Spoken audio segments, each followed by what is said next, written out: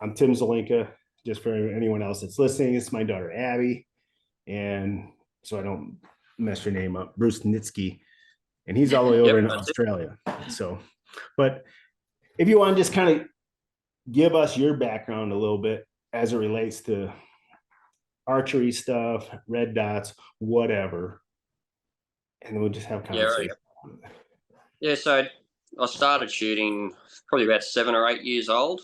Um, Dad started shooting, bought my mother a bow, and I was like, "Oh, that's pretty cool." And so I spent the next week just shooting every chance I could get at an old Stramit board in the backyard.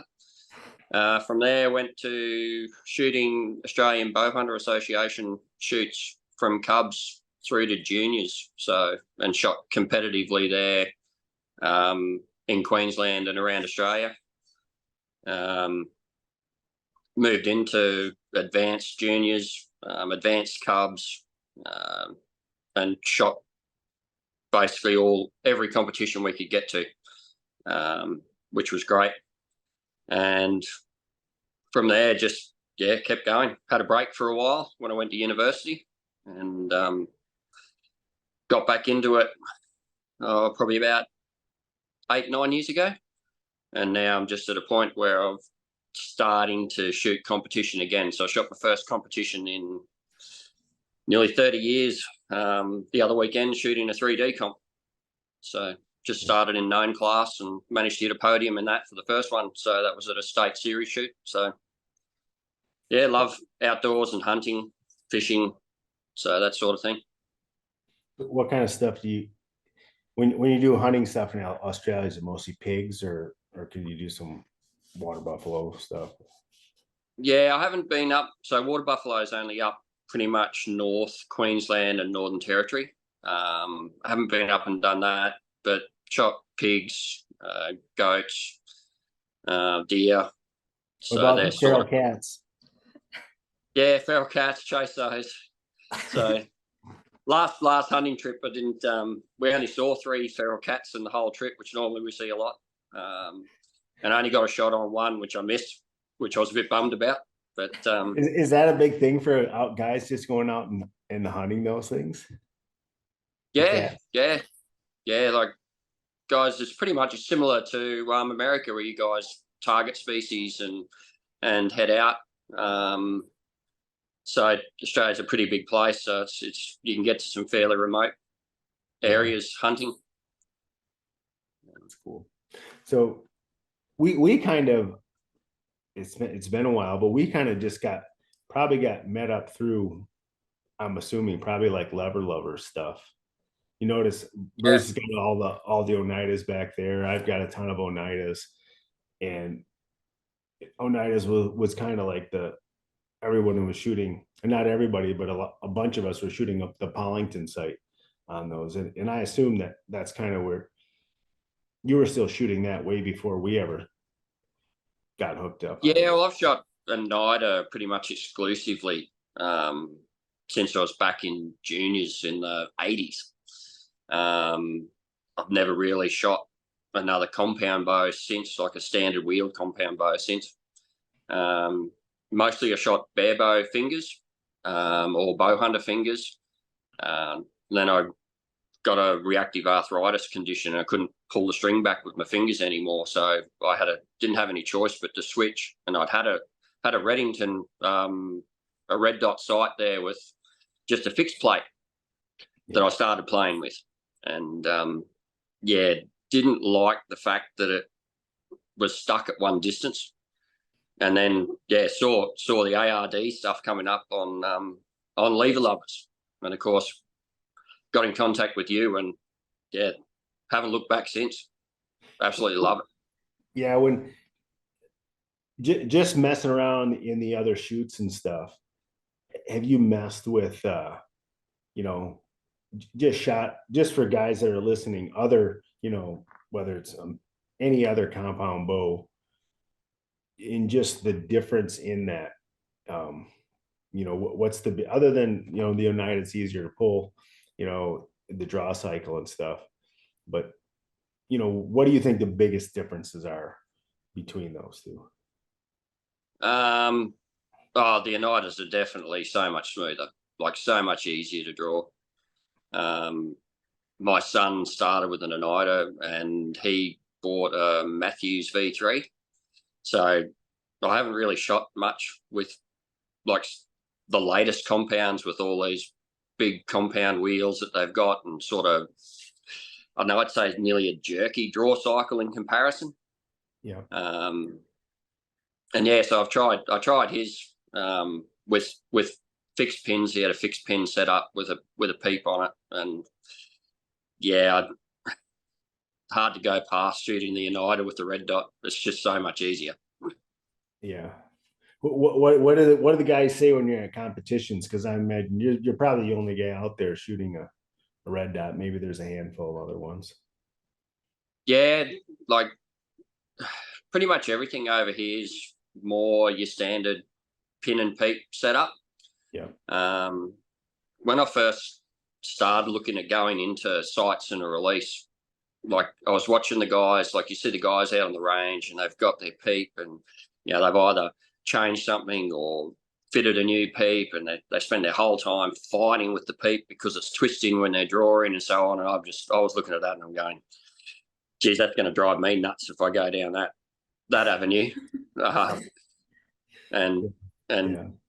I sort of go to them, you know, I tried the red dot, and it's like, that's so easy. And I say to them, I say, look, you know, all you got to do is center the dot in there, and away you go. There's no peak, there's no twisting, there's, you know, you don't have to deal with any of that. And they're like, yeah, that's pretty cool. Like, so I've had a few guys like trial some of them.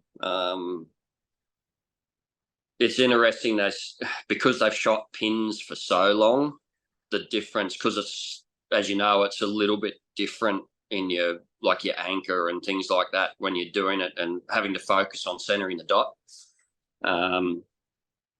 But they've been quite interested in it, and yeah, I certainly go out and they sort of look at you like down at that 3D shoot. I think I was the only one there with an Oneida, and I think there was one other guy with a compound that had a red dot ARD on it. And the boys just couldn't believe how well how well you can shoot with it. Do you just, what we do is, whether it's hunting or whatever, and we either take our clicks. So for guys that don't know, we just have the little hash marks, and every time there's detents on the site, so every time we click it, we're just moving it down. So we'll just tape like a little dope chart onto the riser, or after a while you just kind of know what your clicks have to be. But I put it on my screensaver on my phone. Do you do that, or you just memorize it, or put it on so when I'm setting up, I put it on my phone so I can keep adjusting as I do all the different distances. Once I've got a setup dialed in, I do a little printout with basically distance and the click beside it. So I say I make my top one, the top mark on the ARD, I call that top, and then everyone down I go 2, 3, 4, 5 all the way down to 18, and so I stick that on the inside of the power limb. Yeah. So just with some clear tape, I just get it printed up in a little rectangle and clear tape it onto the inside of the power limb, so I can just look at it quite easily when you're holding your bow. And it's pretty simple, and probably most hunting situations different when we're shooting target where you're back and forth, but hunting probably under 30 yards or whatever, you're really not touching it a whole lot. Maybe one. No. It's not. It's not one of those things where you say, "What if I was at full draw and the animal moved?" Like, I guess that can always happen. It just if they're only moving, like I found, because that was the first, about a month or so ago, was the first hunting trip that I'd done with it, and we shot anywhere from 3.5 meters was probably the closest shot. Out to maximum we shot was about 30 meters. So my top mark shoots out to 20 meters. So pretty much anywhere from 0 to 20, I was just on the top mark, didn't have to move. And then from generally my marks end up at around, every click is about 3 meters. So I just stay at 20, or if it looks like it's going to be sort of a 20 to 30 meter shot, I might just click it down 1 or 2 and sort of get midway. And then I know I can just aim a fraction low or a fraction high if I think I'm either a bit closer or a bit further out. So it's pretty easy. You don't have to be dead on the click, because there's not a huge difference in height shooting. Yeah. Mm-hmm. Yeah, we're not trying to shoot X's. We're just trying to kill it. That's it. Mm-hmm. So for an inch off, it doesn't matter. It's not going to make any difference, no. Yeah.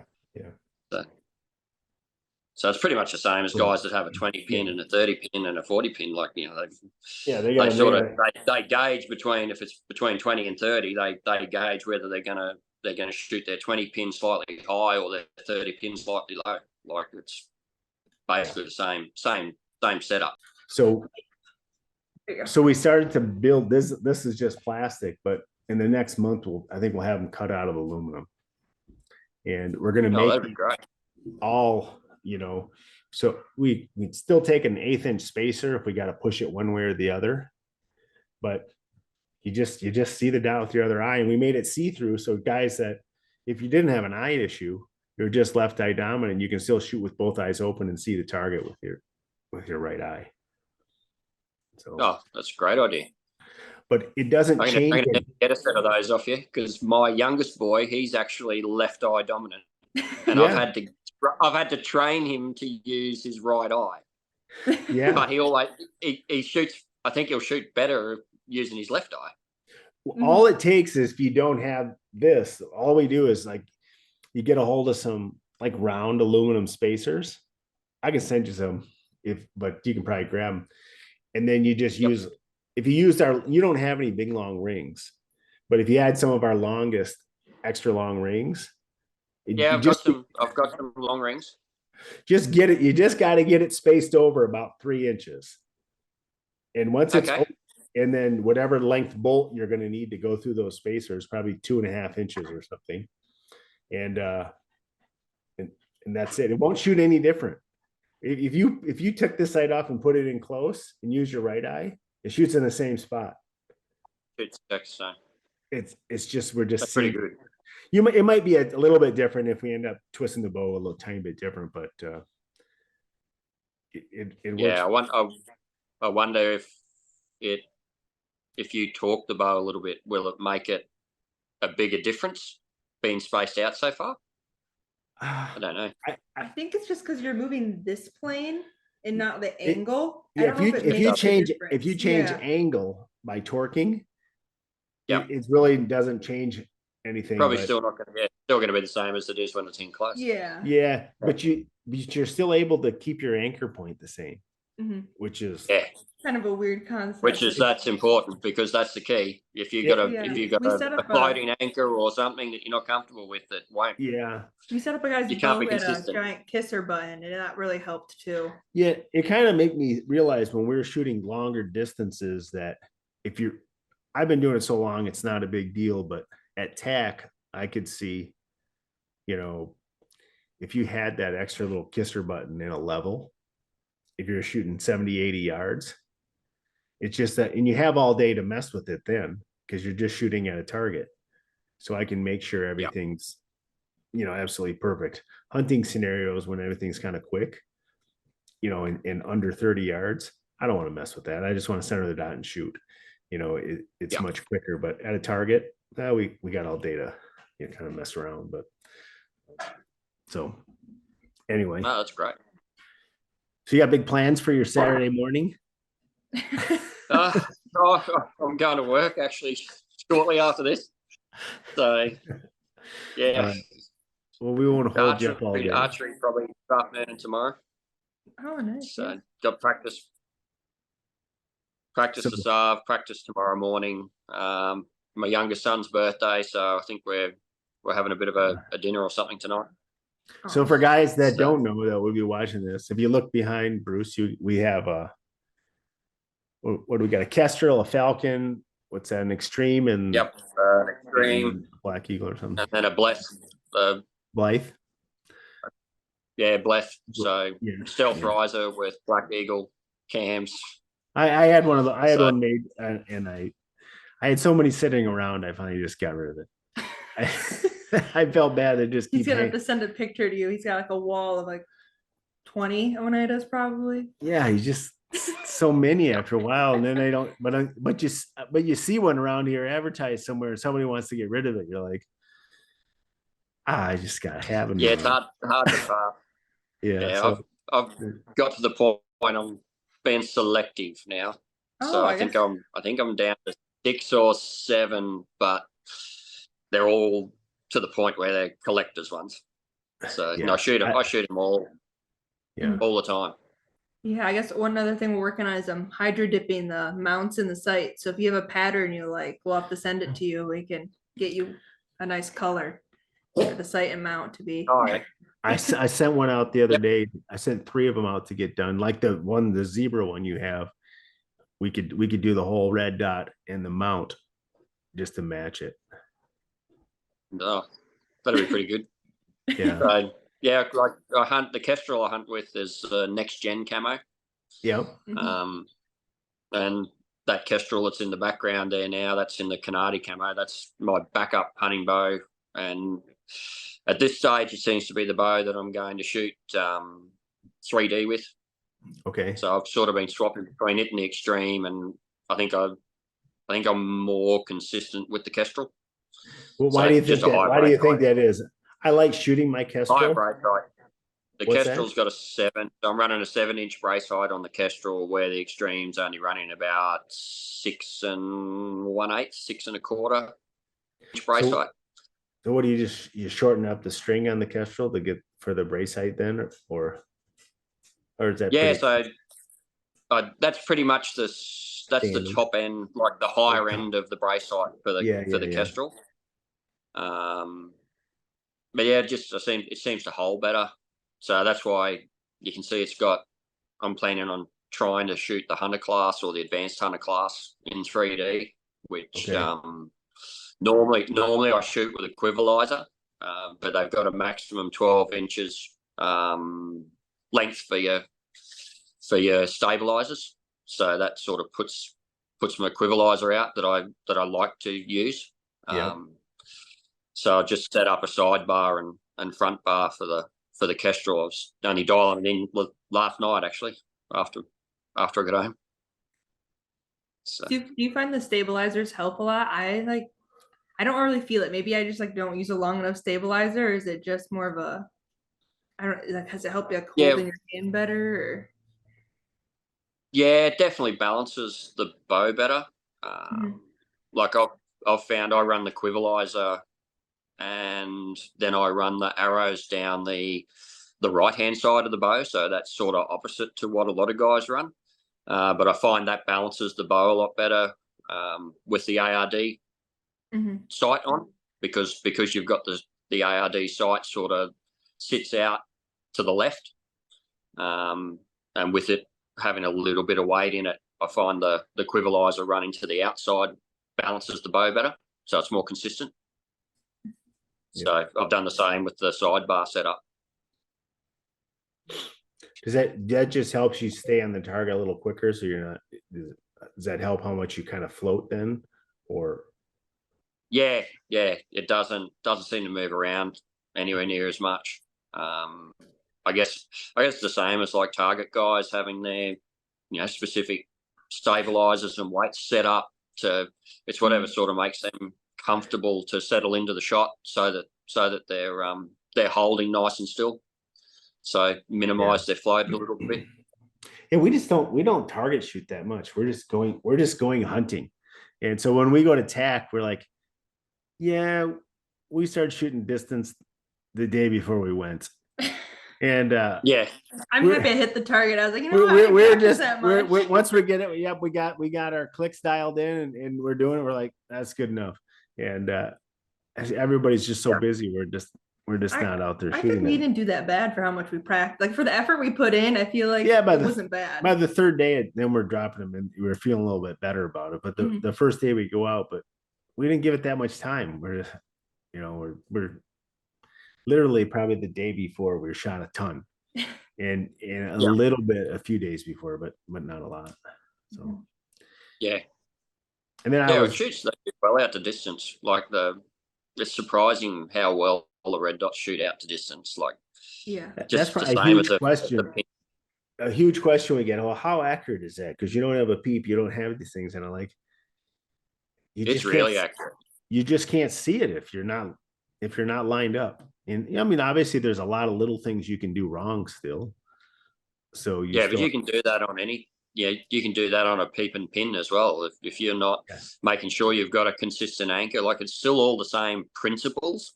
Mhm. You've still got to go through that same sort of shot process of where a peep and pin guys, they frame the housing or whatever with their Yeah. peep, and then they make sure they're in the same anchor point. It's no different to do it with a red dot. It's probably easier or quicker to center than maybe a peep and pin. But yeah, as long as you're centering it and you just go for that consistent anchor. So like I run a 3-point. I run with where my fingers hit my mouth, where my hand is on the side of my face, and then where my nose touches the string. So that's my 3 guides to make sure that I get like my anchor in the same place.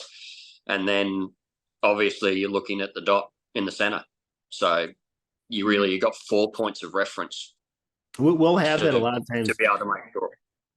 Guys that were touching the nose to their string with a peep and a pin, and then they get the red dot and they're like, I can't see the dot, and I don't know if that comes from just changing draw length a little bit to get the note because you're not tilting your head to get it in line, looking through a peep.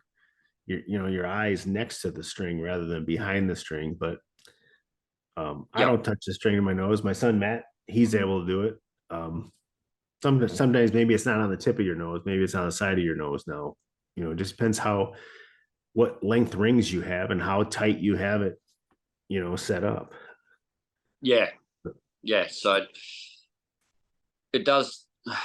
it's slightly different to set the red dot up. I think like you need to sort of like I played with different positions on the mount and played with sort of some different ring lengths. Like, and it's not a huge difference. Like I think I went on some bows I use the shortest ring length. On others I use like just a spacer to bring it out, just depending on the riser. But once I found where I mount the red dot onto the actual site, so like I think you guys run the second hole from the top, and then at the front, where I run this from the second hole at the bottom that's where I'm comfortable. That's where it brings my anchor into the right place. So usually the higher we mount it on the bow, the lower our anchor point is. And the lower we mount the sight, then the higher our anchor point is. So that stuff you can really dial it in. You can tweak it just, either with the base mount or just which hole we put it in on the other mount. So they can fine tune it to get it to you can fine tune it exactly where you want want anchor point you want. Yeah. So that's all I did. I just played around with it until I found what was the most comfortable for me and let you center the dot. And I've had some guys that, typically we're not touching the elevation turret on the red dot. We're moving the front of the sight up and down. So that's like a macro adjustment. Yeah, but if you really wanted to, I use the turret for micro. Yeah, if you really wanted to fine tune your anchor point a tiny bit or centering the dot, you could give it 2 clicks rather than mess with the moving the front up. So the sight pretty much has your macro adjustment at the front, which like a normal pin sight, and then your micro adjustment on the turrets. With your 1 MOA movements, which is great. Look, you can dial it right into exactly where you want it. Well, cool. I'll let you get to work. Yeah, thanks for coming. And, Thanks everyone for watching. It's and- nice to sit and chat and kind of exchange these things, and we're on the other side of Yeah. the globe. Yeah. Yeah. And Yeah, we'll no, have- I'm excited. I've talked to a few guys, and a few guys that are pretty excited too. Yeah. So Well, good deal. Thanks everybody for listening, and I really appreciate Bruce taking the time out to chat with us. So